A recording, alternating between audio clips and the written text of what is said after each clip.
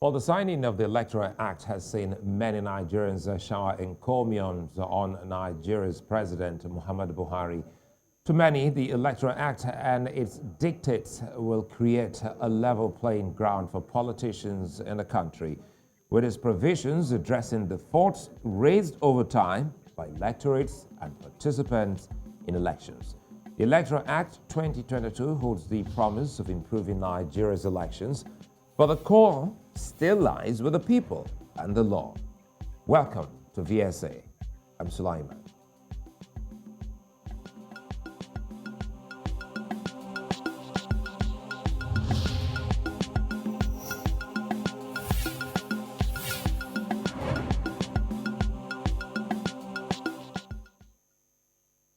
Well, the Electoral Act amended 2022 has thrown up some major points of analysis. These points have become the center of most discourses surrounding the Act and what it aims to achieve.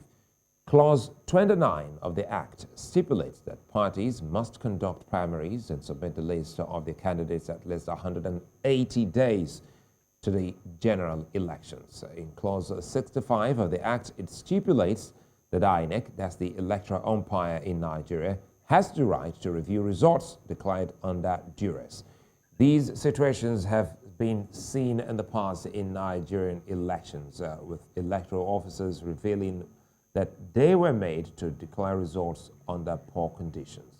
Clause 3.3 of the Act states that funds for general elections must be released at least 1 year before the election. Now that gives time for the umpire to prepare. Now, Clause 51 of the Act stipulates that the number of electorates accredited for voting will be important in determining the concept of overvoting. Now, these clauses have led to reactions from Nigerians, and today on VSA we have Monday Ubani. He is the chairman, Nigerian Bar Association, Section of Public Interest and Development Law. Good to see you, Monday Ubani. Always a delight having you on the show. Now, I know you're among those who spoke about this when Nigerians wanted, such a gift from the National Assembly. Now we have it. Perhaps you should tell us how you received the news. It was almost getting to another later on, to the extent that people thought that the president wasn't going to put his, stamp on that. Yes, thank you, Sulaiman, for having me. You are very correct that I was one of those that actually spearheaded the call that the president must try as much as possible to leave a befitting legacy for his administration by signing the legal framework for our electoral system in Nigeria. Because we need to increase the fairness of the electoral process. The recruitment process of our leadership has been a bane. We have not been able to get it right, and we have gone a long way in improving the legal framework, which is what has just been done. And I'm very happy with those sections you have mentioned that have taken care of those innovative provisions, that will actually go a long way in improving the fairness of the electoral system. So I must say that I'm very happy. I'm a fulfilled Nigerian for being one of those that fought for this and then having an electoral law that we can use now to conduct election of 2023. Even though there are other things I want to discuss in this particular program that we need to do, if we must have a complete fair process in our electoral way. By every means, we'll have the time for you to, bring that to bear. You've spoken on radio, on television, you've written countless, articles leading up to this particular one we're talking about. But again, looking at the document, what stood out for you? Is the electronic transmission, actually. If you have actually participated in Nigerian electoral system, you find out that where the problem usually starts is the issue of result, collation of result. When you have already voted at the polling unit and they have probably counted your result and put down in the paper, and they now want to transport those results to the local government area in order to go and collect, you find out that many evil are done. There are a lot of errors that, the manipulation starts. They can now change the figure and then probably add more results, to what they have gotten at the polling unit. So that has been taken care of by this new law. The new law says as you are voting, the thing is hitting the portal. Everyone watches what is going on at the portal. And that is what we have used over time now in Nigerian Bar Association during the electoral system. As the voting is going on, everyone is doing it electronically, and then you are seeing the counting going on simultaneously. So it is a system that stands out for me, and I'm so excited about it. And that if we do not in any way bring desperation in the system that we usually employ to disrupt good ideas and good things like this, I think it go a long way in improving the fairness of the system. It stands out for me, the issue of electronic transmission. So in other words, it's safe to say that that has already been tested by the Nigeria Bar Association. But again, looking at another section of the Constitution, before I let you react to that, it has left talks about the time frame for the conduct of primaries, which has left some political parties in a very tight spot. We've seen how parties, especially the two big parties, but in this case, the ruling party, the APC, has been going back and forth. How important do you think that this particular section will help promote internal democracy? Yes, I think you give enough time from now to 2023 when we will conduct the general election. And one of the provisions which the president actually objected to is Section 84, that actually says that political office holders are no longer automatic delegates during the primary election. We have had issues with that, where governors will appoint all manner of political office holders, and they use them for election. There was a particular story of a governor that had over 1,000 personal assistants all over, spread across all the local government in the state. And these are people they will use during a primary election to now defeat the purpose and intention of the majority. So this particular act has now said that those guys are not qualified to participate as delegates in a primary election. To me, that goes a long way in entrenching the voice of the people. Let the vote of the people count, and not office political holders who actually defer to their stomach. They are not voting because of the fact that they want to bring the best. They are voting because that is the person the governor says should be voted in.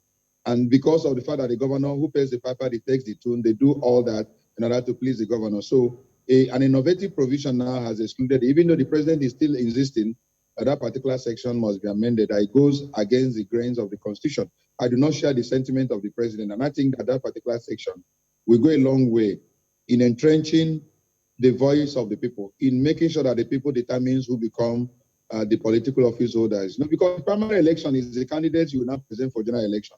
If we don't get it right at the primary level, if we don't get the kind of candidates that we can present for general election, if we get those who are defective, if we get those who have no mind to come and give good governance, if we get those who, not patriotic enough to come and, turn Nigeria around as candidates for election, then we vote in the wrong leaders. And our burn in this country has been issue of leadership.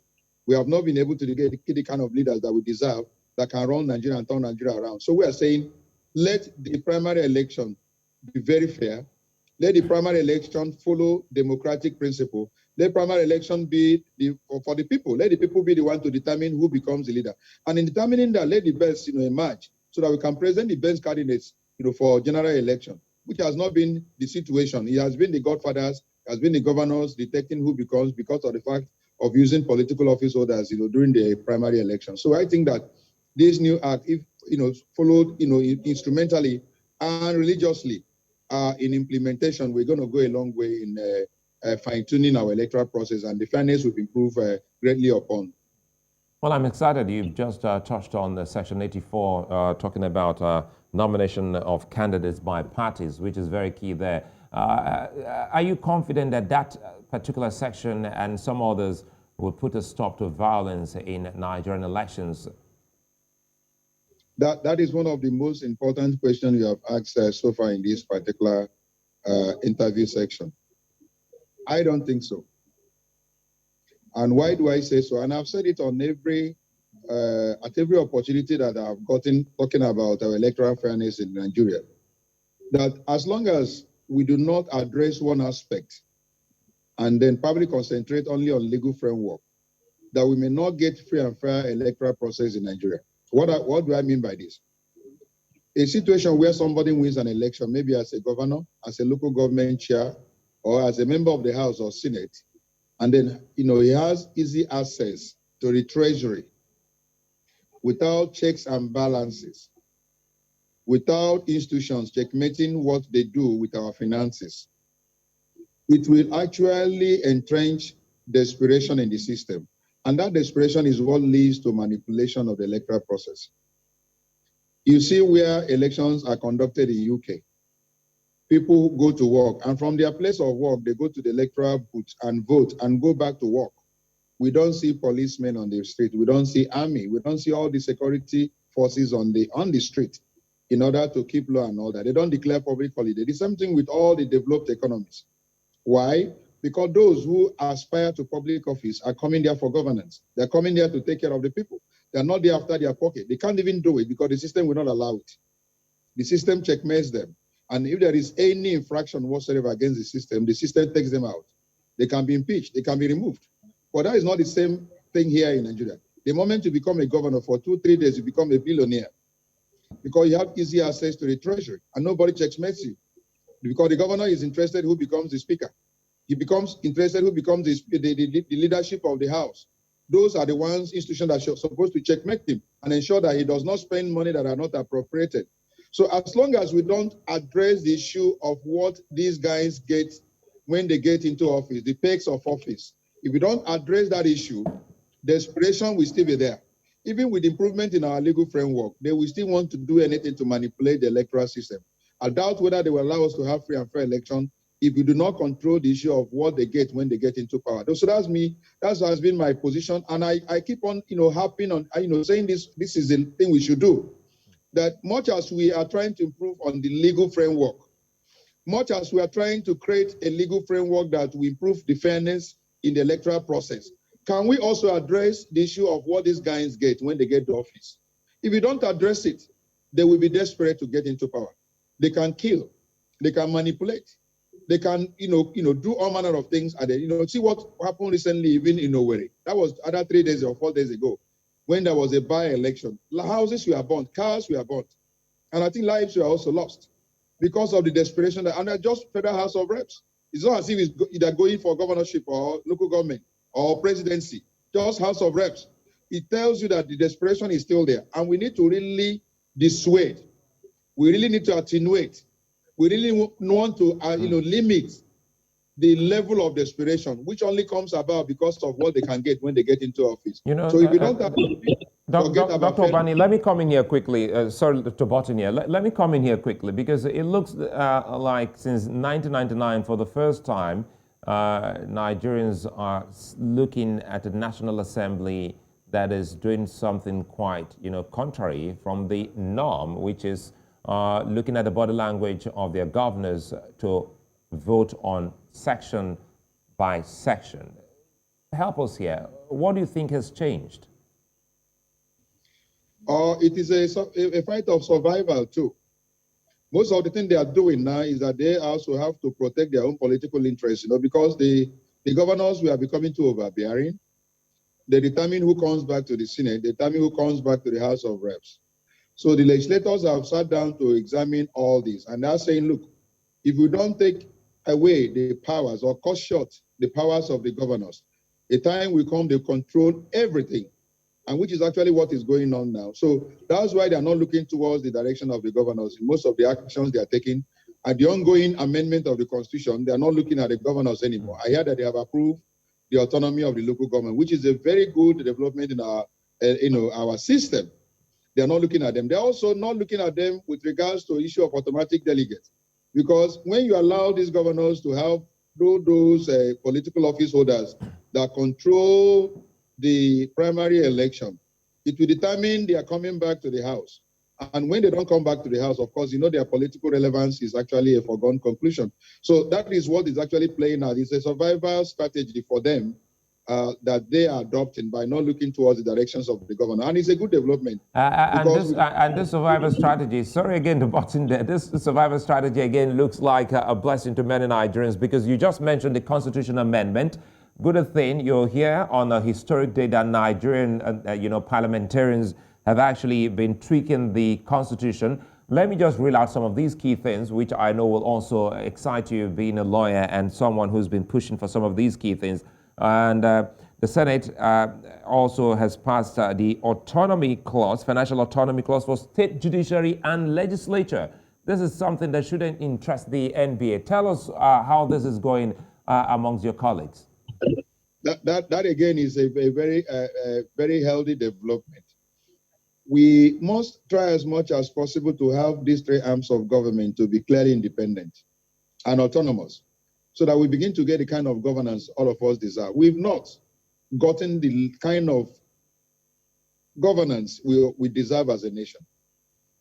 The Nigerian people have been denied the basic rights. Not only are we denied the fundamental human right, even the socio-economic right of employment, right to good education, right to free health, the right to welfare, right to security. So we are saying that if we don't have these arms of government to operate independently and in an autonomous manner, we may not be able to actually achieve this. And so when you now have a judiciary that is independent, financially and administratively, and you have a state legislature that is also independent, they can now oversee what goes on at the executive level, carry out their institutional responsibility, because we know that these institutions have been very weak. They have been weakened by the executive. They all go cap in hand begging for money in order for them to carry out their constitutional responsibility, which is actually an aberration. So, but when they are independent, they will now begin to probably do things that will now benefit the masses. And that is what we've been clamoring for. So clearly a healthy development for us as a nation. We have now autonomy for local government. We have now judicial autonomy at the state level. We have now legislative autonomy at the state level. So to me, that is clearly a sign that the restructuring some of us have been clamoring for, that we may begin one after the other to get these things and then get a country that the kind of leadership that will emerge will take us to the promised land. It's a happy thing for everyone. Nigerians are very glad what is actually playing out, But you see, as I said earlier, we must also go beyond the legal framework and now begin to address the issue of implementation. We must also address the issue of enforcement. We must also address the issue of obedience to our constitutional provisions, because we have so many constitutional provisions that have not been complied by those who even swore to uphold those provisions. So the issue of enforcement is what we should do. For us in Speeder, we are taking these subjects one after the other. Yesterday, we addressed the issue of socio-economic right, that is provided for in Chapter 2 of 1999 Constitution, which the same Constitution provided an ouster clause. And the judiciary have been washing their hands like Pontius Pilate without enforcing this socio-economic right in favor of the citizens. So we addressed it yesterday. Femi Falana, Senior Advocate of Nigeria, was there. We had the Justice of the Supreme Court that was there. We had all the civil society group and prominent lawyers who came to address the issue of socio-economic right, why we should enforce it, why we must make it to be applicable to Nigerians to avoid a situation where there will be anarchy. Because when those rights are denied Nigerian people, and despite the fact that we have all the money, of course, there will be an upheaval in the system. There will be an anarchy. And they will rise up against governance. And then at the end, Nigeria will not be a safe place. So we must begin to insist that all these things must be done by those who are aspiring to public office. They must respect our socio-economic right, our fundamental human right, and give us good governance. It is the way for us to go. I'll still come back to you so that you can tell us some of those other key, those key things that you would want, us to start talking about. But first here, does it look like Nigeria is about to actually get this right in terms of electricity? Because the Senate has also granted states the powers to generate electricity. The bill seeks to alter the provisions of the Constitution of the Federal Republic of Nigeria 1999 to allow states to generate, transmit, and distribute electricity in areas covered by the national grid. That is one of the greatest news I also have heard tonight. And I must tell you that I'm quite excited about it. And God knows that has been my advocacy. My advocacy is that you cannot allow one central body to be the one to generate, transmit, and distribute. And it has made us not to make any progress in terms of generation and distribution of electricity. the ineffectiveness and inefficiency in the system rears its ugly head. As I'm speaking to you, it's generator that is powering whatever I'm using now to talk to you. I generate my power in the home. I generate power in my village. Because of the fact that there is only one particular central agency that does that, and there is no competition. And you don't do that anywhere in the world, and I want to make progress. So we're saying, can we have other people come in? I even wanted a situation where they will not restrict to state because of the bureaucracy. Let individuals also, within their own domain, generate and transmit and distribute. That's the way for us to go as a nation. I can decide now if I have enough money to generate and then distribute and transmit within my own locality, if I have the resources. Before you know it, we'll be having 24 hours light in my little village in Ikuano. And my village is a very unknown village. It's called Awomuku. I see no reason why if I have enough money, I cannot in any way generate power, why I cannot transmit and then distribute. So they should not restrict to only state level, but well, it's a progress has been made. It's better than nothing. And now states can come in terms of generation, can come in terms of transmission and also distribution. Very fantastic provision that has been made. But we must go beyond the state. We must go beyond the federal. We must also allow individuals that have the capacity to enter into electricity. Let's wait, we can be able to have light, 24 hours as a nation. Because other nations have taken these things for granted. You go to Ghana, Ghana enjoys uninterrupted light, but here we are.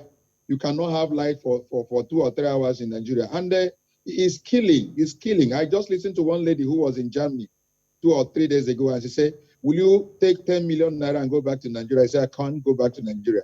Even if you give me 10 million, I'm not going to go back because let's even talk the issue of light. I'm enjoying uninterrupted light here in Germany. And you're asking me to go back to where there is no light. No, for that, the noise of generator and all that, I won't take your 10 million back. I'd rather remain in Germany. You can imagine all that, my brother.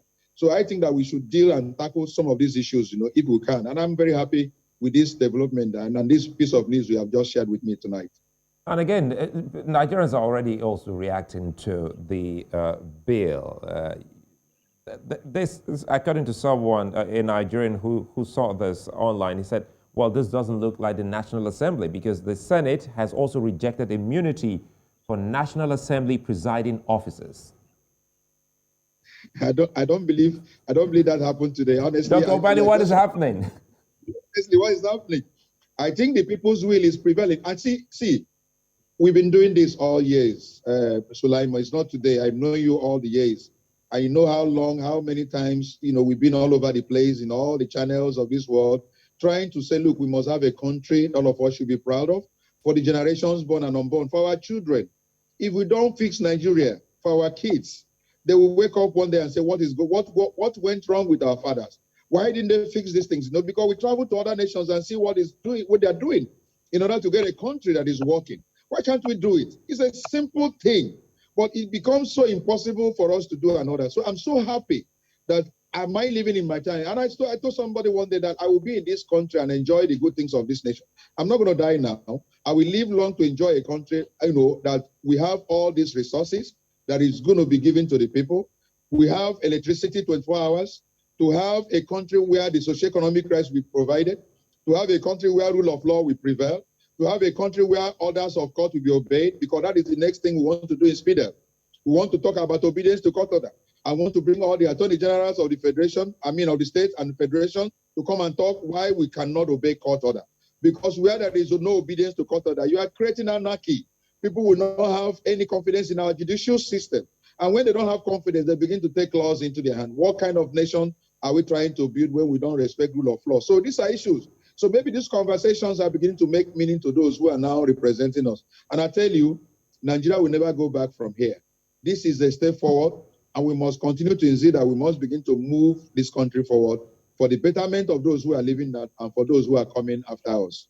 And before we let you come in with your concerns, this one is also within your area, law. And the Nigerian Senate has separated the office of the Attorney General of the Federation from the office of the Minister of Justice. That is another piece of sharing news. I'm not aware of this thing you are telling me because I have been very busy all day. I'm telling you this. I'm excited. In fact, my spirit is lifted. I'm beginning to have confidence once again that I will enjoy all these good things here in Nigeria before our exit here. I'm happy and I'm excited, Sulaiman. And you are the one giving me all this piece of good news, So you are a harbinger of good news. And I praise God for your life, I'm happy you are giving me all this. So go ahead and tell me more. It is a good thing. It's a good development in our system where we separate the office of the Attorney General from that of the minister. You know how the system have been messed up, where these people who are appointed by their state governors and by the president will not in any way pander towards the people. They are pander towards the executive. And most times they work against the interests of the people. But now these offices will be separated. And that is something that is healthy for us politically. That is something that is healthy for us as a nation. That is something that is healthy for us, in all sphere and in all the eyes of the world. It is the best international practice that is being adopted by this constitutional amendment. And I'm so happy that the right thing is being done. And we said it yesterday when we were in the house, when we were having our program in Marriott Hotel, that we must watch our legislators. We should all call them and tell them that, look, the best thing to do is to vote in favor of Nigeria. Vote in favor of Nigeria. Vote in favor of Nigeria, not for selfish interest. And I think the National Assembly members are doing that. Let it be replicated all over the states. After the National Assembly, we still have to third majority of the entire 36 states. So let this particular spirit be the spirit that will go around the entire states of the Federation where the right thing will be done. May we not come to the level where the State House of Assembly will take a different angle and destroy this healthy development that Nigeria wants to enter into. Because we must begin to run, because we have missed all our steps several years ago. We must now begin to get our steps right and begin to move as a nation so that we can be able to join other nations to enjoy this world, because this is a beautiful world God has created, but we have not been able to enjoy it because of our leadership. And Dr. Ubani, now that takes us to some of the concerns you say we should be having as our discourse, going forward. Yeah, what was the question now? Sorry. No, you did say there are some other key things that you would expect Nigerians to be talking about. That is correct. I want to really thank you for this great opportunity. When I came in as chairman of SPIDEL, one of the things we discussed in our last conference here in Ibadan was the issue of the role of public interest in governance. And we're trying to emphasize that it's about the people and not those who are in government. That if you are aspiring for any public office, what you should have in mind is what are you going to do for the people? Because that is the essence of governance. That is the essence of the social contract. We did that. So this year, we just assembled all the intellectuals and thinkers, philosophers, to talk about the issue of enforceability of the socioeconomic right. We have finished with that, and we insist that our judiciary should be more proactive, because there are many laws that have been created, actually, that have been made by the National Assembly that have actually given the judiciary the power to ensure that Nigerians enjoy some of those socioeconomic rights. Femi Falana did a very wonderful job on it. It's going to be analyzed by the papers from tomorrow and all that. Then the issue of obedience to court order. That is the next project we want to take. And somebody has even offered to sponsor the discussion. If we don't obey court order, we are creating a state of anarchy. We are creating a state where there will be crisis. We are creating a state where people will lose confidence in our judicial system and begin to take laws into their hands. And so we must bring all the executive, we must bring all the public officers to say that we must obey our court orders. If the judiciary is given responsibility of making pronouncement as to justice, as to equality and equity, and when they make their pronouncement and it has not been overturned by any appellate process, you must allow that judgment to be obeyed and carried out. I have so many judgments that I have obtained which has not been obeyed. Several Nigerians have judgments that have been obtained that have not been obeyed. And we cannot continue to have a nation where the leaders who swore to uphold the Constitution will disobey the same Constitution and disobey the rule of law. So we will deal with all that. After that, there are so many other issues we are lining up to discuss in order to set an agenda for our political office holders. They are coming in for 2023. We see all the people now who are aspiring. We must set an agenda for them. Not only setting an agenda, we must insist that those agendas must be met, because that is how we develop this consciousness. What is happening in the National Assembly today, which we have just reeled out, is not ordinary.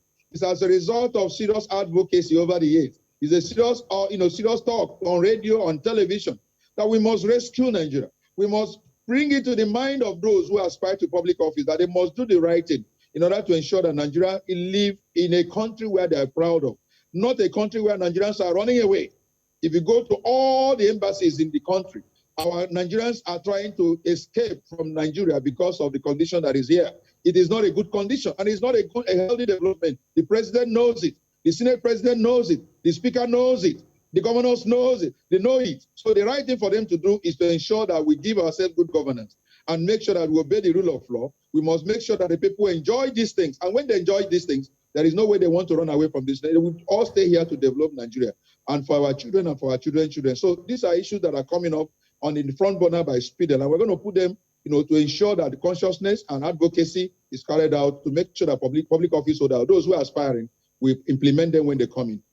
Well, it's a fine place for us to leave it, and be sure to have VSA help to see how a people-oriented, program is brought to the fore and brought to bear. Dr. Monday Ubani is the chairman, Nigeria Bar Association, Section of Public Interest and Development Law. He's been speaking with us here on Village Square Africa.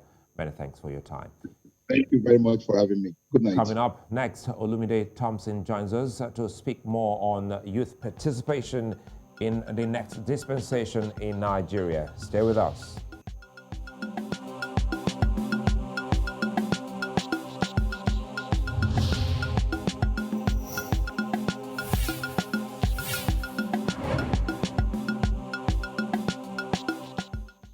Well, youth participation in politics has come to the fore again with the 2023 elections less than a year away in Nigeria. The youth in that country have been encouraged to throw their hats in the ring and vie for positions in the legislature where they have opportunities to represent their people, build popularity, and be decisive in determining the affairs of the country.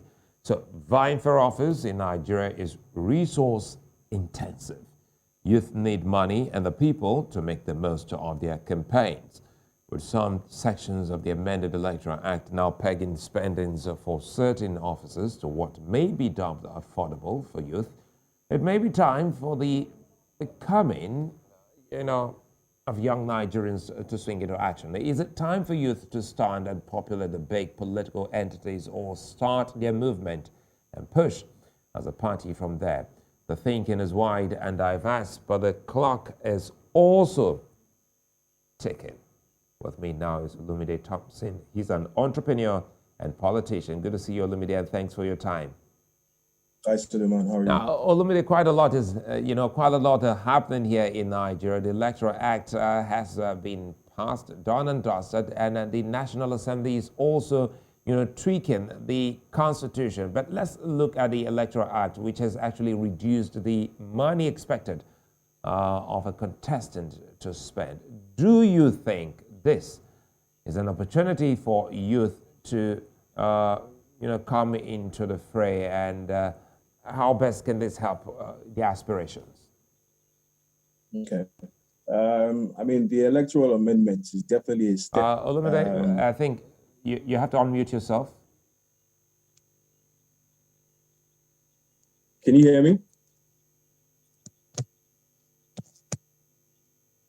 Can you hear me? I'm not muted. I can hear you now, Olumide. Okay. I think the Electoral Amendment Act is a right step in the right direction towards transparency and inclusion. In terms of youth participation, I think it will definitely help towards that. But I believe in terms of youth participation, it also has to stem from the person as an individual and how they think, if this is what they want to get into, and if they feel this is the right time to get involved in Nigerian politics, which I feel it is. But there's definitely a good number of younger Nigerians whom would like to get involved in Nigerian politics. So this is a right step towards transparency and inclusion for the Nigerian youth. Let's look at the man, Olumide Thompson. A lot of people know you as a politician, and also you are an entrepreneur. These two key things about your life and activities have shown to the young and upcoming Nigerian that it's possible for an entrepreneur, an expert, or as they say in Nigeria, a technocrat, to come into politics. So what are the conversations you usually have when you meet some of your, compatriots who say politics is a no-go area? I think it's very important to remember that people go into politics for a number of reasons, some good and some bad. I went into politics, I believe, for good reasons, considering our political terrain. I think it was the right decision and a decision I don't regret. I knew that besides talking, I had to do something. I had to put some action behind it. So I could then actually say that, yes, I went in there, I tried, and this is what I came out with, as opposed to just talking and looking for a change and not doing anything about it. So when I get asked by my fellow Nigerians that, why are you going to politics? It's so dirty, it's this, is that, it's this, is that. And my own reaction to them is always that nobody's going to change it for us. The Nigeria which you want and you think you deserve is not going to be given to you by anybody else but by yourself. And for that to happen, you have to step up and ask for a seat at the table. And the only way you can do that is through participation. So participation can come in different ways. It doesn't necessarily mean you have to run for political office. It might be just as simple as getting your PVC and making sure you vote on the day of the election. So there are different ways of participating as a youth in Nigerian politics. However, the key thing is getting involved in what needs to be done and in making sure things get done the way you think it should be done. Olumide, I'm happy that you're talking about getting involved, quickly here, because I just realized that I was, I got replicated there. But Olumide, you're still there, right? The conversation the conversation there now is how can we replicate some of the actions, the energy of the young Nigeria to helping drive or change the process. There have been talks about collection of the personal, voter cards and the importance to the future of every Nigerian. But with the names coming out so far, some say they can't readily say that the youth are ready. So, gauging activities at the moment in Nigeria, would you say the youth are available for that change in Nigeria? I think that the youth are definitely ready for a change in Nigeria. I mean, just look at our antecedents in the last year or so with the NSAS movement and a lot of those that have come out for presidency at the moment. So you can definitely argue and say that the Nigerian youth are definitely ready to get involved in politics. But however, the Nigerian youth in recent years have not really taken part. So it's going to take a little while for majority of the Nigerian youth to understand what it takes to be in politics, if I may put it in those terms. But in terms of being eager, I think they are. But how exactly to play the game, I think that's where we still need to teach ourselves more about what it takes to be in politics and what steps you need to take. And like you mentioned earlier on, it's definitely a very capital and resource intensive arena. This is one of the hurdles as a young Nigerian one needs to cross. How do you to fund your campaign? How do you make sure that you have the required necessities and resources to run an effective campaign? So those are the things that I believe that the young Nigerians still need to get abreast with on a better level. But in terms of the energy and the drive and the willingness to participate, I think you can't. There's no shortage of that. It's just a case of how to position oneself and make sure it's done effectively is what is left now. Now, should the youth form their own political party or populate the existing parties and, make them a force, considering the structure needed to make a party fly in Nigeria? This is a very controversial issue, but in my own opinion, I believe we need to populate the existing parties. The more of us you have at the table, the easier it is for us to ask for or demand particular things happen in particular ways. The more parties you want to set up, the more spread out we are. The two existing parties or the major parties have put structures in ground in Nigeria for years and years and years, which is going to take any new party a few years to replicate. So why not populate the existing parties with the young, with the same mindset, with the same view on doing things? I think there's a lot more progress I've made from that perspective a lot quicker as well. So let's go back to that protest, the NSAS protest. They were seen as an opportunity for young Nigerians to rally, but not much has been seen since then. Do you think that was just a fluke or a wasted opportunity? Because for many, they felt that if this was, possible, and such energies and attention could all as well be channeled into some fundamental issues you just highlighted by participating actively in driving the change, politically speaking. Well, it definitely was not a fluke, and it definitely shows that there's a different mindset among the Nigerian youth. But I think a few things came into play during that time. I think just after the NSAS, there was an election just after that. However, majority of Nigerians who protested hadn't previously been registered on the electoral register.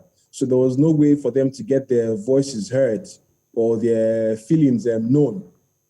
However, in this new election coming up in 2023, there's been a huge voter registration drive by members of the public sector, members of the private sector, NGOs and the likes, really pushing for people to go out there and get their PVCs. So the assumption is with this new call, that a lot of younger Nigerians will go out there and get their PVCs, allowing them to express their opinions and views in the upcoming elections come 2023. I mean, the numbers are still not what it could be, but there's definitely a progression in a positive light on a day-to-day basis in terms of the demographic of people that are being registering for their voters' cards. So hopefully there'll be a lot more participation from the youth come 2023. Do you smell a hijack? Now, almost everyone is being told that we need the youth to drive the process. To the extent that the very elderly ones are now claiming to be youth. Yeah, yes. that's the country in which we're in. Everyone is a youth. Even if you consider me, I think I'm beyond the age gathered as youth anymore, but I'm a lot closer compared to a lot of Nigerian politicians. But there's a saying which always registers with me, is that power is not given, it's taken. So as long as the Nigerian youth are not willing to show that they're ready to take the power and change things, nothing's going to happen. And like I said, that willingness and readiness comes from not just participating and putting yourself up for election, but getting your PVC, going out there to vote, staying there and making sure the votes are being counted, protect your votes, all those steps that need to be taken, even if it's just a case of getting people within your area to understand what it takes to vote and the implications of it. I think a lot more will happen that way. I mean, election is all about numbers. And they say 70% of Nigerian youth of Nigerians are below the age of 35. So that's a huge proportion of Nigerians, where once you can harmonize those numbers, will definitely result in the expected outcome for the youth. You're an entrepreneur, a politician, and a leader. How is it going with voter education, helping to sensitize the very young around your locality? I mean, it's going very well. Like I said, it seems to be effort from different corners of the country towards voter registration. You have things on the social media platforms, from skits to public announcements and the like. So there's a lot of noise at the moment regarding actually coming out to get involved. So I think that has really helped in getting younger people out at this time, because you're talking to them through their preferred communication channels. So in terms of balancing everything and then deciding to go into politics, I think it's something you need to do. And just like everything else, you can't do it on your own. Once you have the right resources and team behind you, it's a lot easier to get things done properly. So my own advice to any young Nigerian out there who feels that they can't balance their work life and then come into politics and all the other stories you hear about it, the point is, I went in and I survived, and I'm still here surviving. So if I can do it, so can you.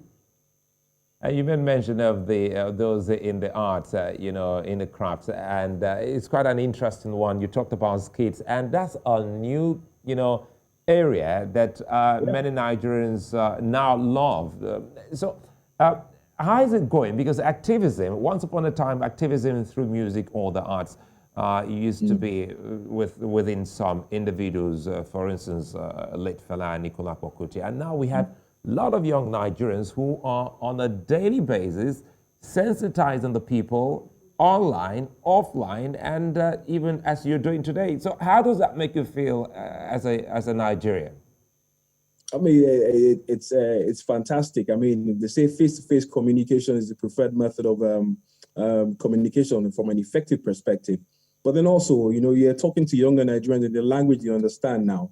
Their mobile phones, the smartphones, and all the apps that it offers makes it a lot more accessible for the Nigerian youth. So they now have access to mediums, which they once upon a time was not available, today is available, and it's on demand. They're able to adapt it as they wish to how they feel at that particular point in time.